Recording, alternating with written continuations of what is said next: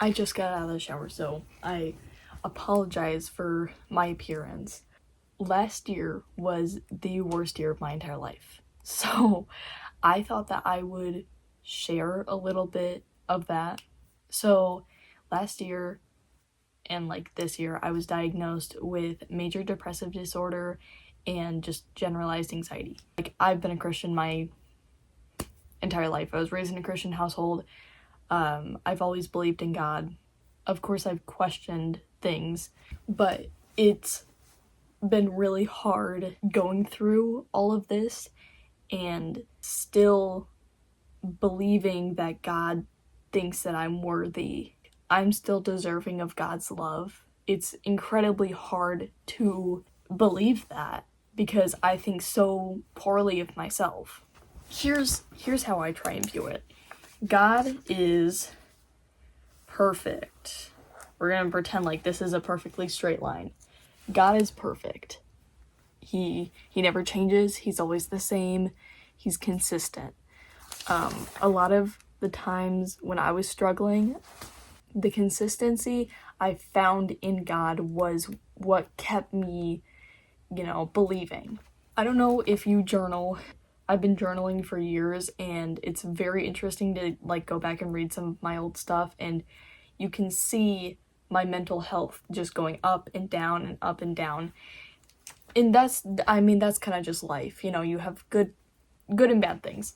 So if God's this, and literally every single person does that.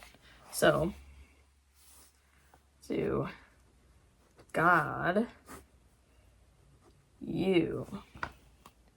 Okay, that's God, and that's you. Okay?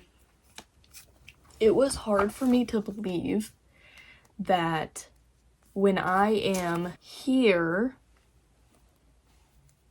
at my lowest, it is incredibly hard for me to believe that God would want anything to do with me, because I felt like such a horrible person. This entire time I'm so anxious, and I'm like, I'm not trusting in God, and I'm depressed, and I'm having these horrible, awful thoughts, and like, I can't come to God right now. Like, I have to fix myself before I come to God. And that is simply just not true. And what is so beautiful is that God doesn't care if you're here or all the way up here. He wants you where you're at. God will never say, you're too much, you can't come to me. He'll never say, you're too broken, I can't fix you. God can do everything. If he can part the Red Sea, if he can bring Jesus back to life, I think you'll be okay.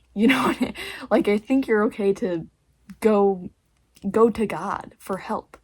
When you're in such a deep depression, it's really easy to question if God's real. It's the whole thing of, why do bad things happen to good people? You question. And that's normal. It's hard to believe in something that you can't see. It purely is faith. So before I started medication, I was not doing great. I was put on Prozac, and I got so much worse. I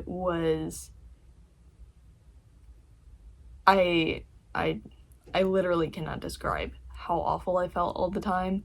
Before I got on Prozac, there was this day I got off of work, and I was in my car. I was headed to my boyfriend's house, and I looked down at my pants. I was wearing these pink sweatpants, and there was a perfect semicolon stain on my pants. I'll put up the picture.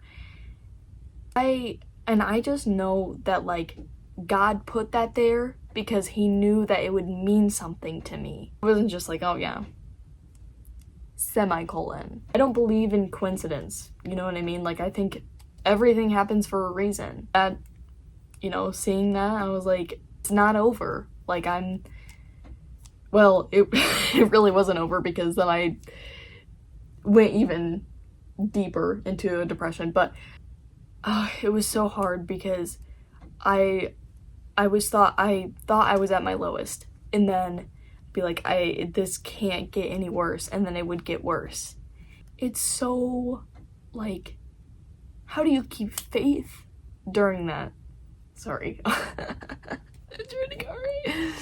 How do you, no, but like genuinely, how do you keep your faith during that?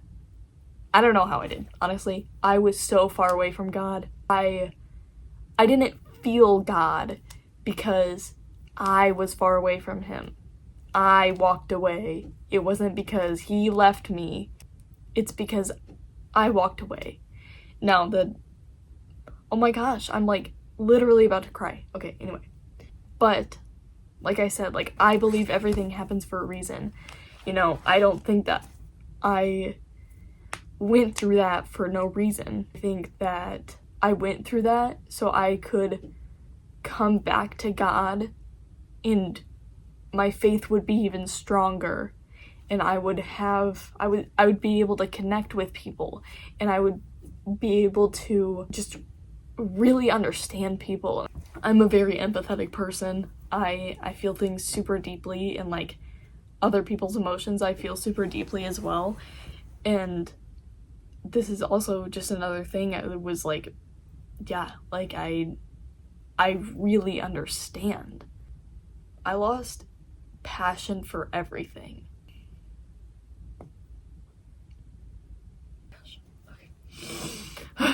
I've been in karate for 11 years. I love it, and I lost the passion for it, and I eventually I quit, which is fine. Like, I'm okay with that decision because it was really mentally draining for me. I didn't want to lose my passion for it, but I know there are greater things that I can be doing.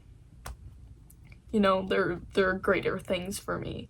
There was this one time I had this friend, I think I was like 13 or 14, and she was very mentally ill. She does not come from a good home life at all. It was me and like two friends, and we were in like this little trio, and they were all over at my house one night, and it was the winter, so we were outside, it was nighttime, and we were just laying in the snow, and we were just talking, and she was talking about how she wished that she could get cancer so that she could, at 13 or 14, I'm stupid. I don't know how to process stuff like that. So I was like, you know, what do I say to that? And then she's just talking more about stuff like that. I told her, I don't know if I would tell her this now, but I said to her, you're still here, which means God has a plan for you. You know, he's not done with you yet. He still has a plan. Like, everything that you've gone through, everything that you're going through it's all part of a plan. It's a part of his plan. This is really hard to talk about. I've never really sat down and talked about everything. I can't tell you how far removed I felt from God. I was making super poor decisions. I didn't care about my life. There was this one day where my mom was getting on me because I hadn't done school, and well, I'm homeschooled. I hadn't done school, and my room was a mess, and I broke down, and I had like this meltdown, and I was just like, I don't care about any of that. There is no point to any of this. Basically told her that I don't care about living. That's how I felt. So, and there was a time where I was so angry. I was so mad. I was like, why do I see these miraculous stories of people getting healed from their anxiety and their depression, and I'm not experiencing that. Why do I have to struggle? Why do I have to keep going through this? I was so mad. This is stupid. You have to take a step back. I was able to be in therapy. I'm still in therapy with an amazing counselor. I was able to go to a psychiatrist to get the medication that I needed. Is that not God working? Is that not God healing me? Is that not Him providing me resources to get better? Not everyone's going to have this miraculous thing. One day you wake up and you no longer have depression. I have to realize that God is helping me. He's helping me by giving me the resources. If you've never read the Bible, it says in the Bible so many times, it says, do not be afraid. It is repeated over and over and over and over in the Bible. Let's Google. How many times does the phrase do not be afraid appear in the Bible? Okay, I didn't know this, but the phrase do not be afraid appears 365 times. Do you know how many days there are in a year? That's crazy. You can't. Okay, this isn't like the legitimate phrase. It's like, like they're counting like fear not and like be not afraid, like they're counting all of that. 365. Are we for real? Are we serious? I can't look at that and be like, yeah, God's not real. That's actually crazy. I didn't know that. Anyway, now, here's some verses that I found. Proverbs 18:14 says, the human spirit can endure in sickness, but a crushed spirit who can bear? You can't do this alone, is basically, And that's the other thing. Everyone, especially me, I try to be so self-reliant. I try to be very independent and like, I can do this by myself. I don't need to tell anybody anything. I would say I'm a decently like private person. I don't like to share too much. Also comes off as I don't need God. Like, that also comes off as I can do this by myself, so I don't need help from God. That's not true. I mean, I tried to do it by myself for like 6 months. I was severely depressed. And then, now I'm here and I'm better and thinking more clearly. That's pretty much all I have to say.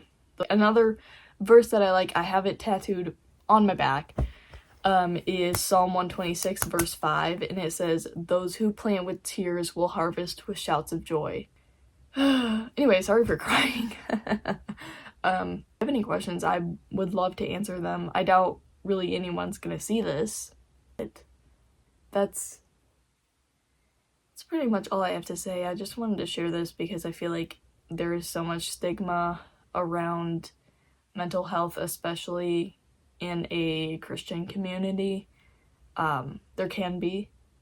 So, break the stigma. Okay, that's all.